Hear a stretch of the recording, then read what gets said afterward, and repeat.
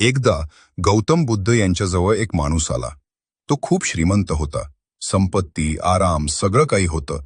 पण तरीही तो आतून अस्वस्थ होता.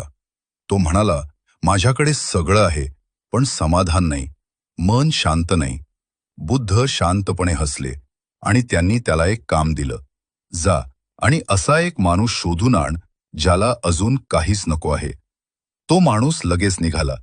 तो गावोगावी फिरला, लोकांना विचारलं, पण प्रत्येकाला काहीतरी हवं होतंच.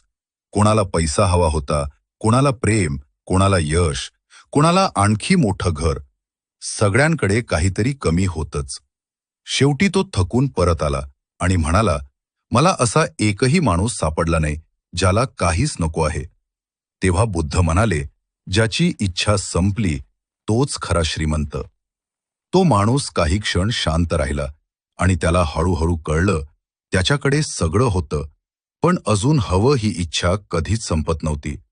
त्या माणसाला समजलं, खरं सुख हे आपण काय मिळवलंय यात नसतं, तर आता पुरेसं आहे असं मनाने मानण्यात असतं. ज्याला सतत अजून हवं असतं तो कधीच शांत राहत नाही, आणि ज्याला जे आहे ते पुरेसं वाटतं तोच खरा आनंदी आणि श्रीमंत असतो.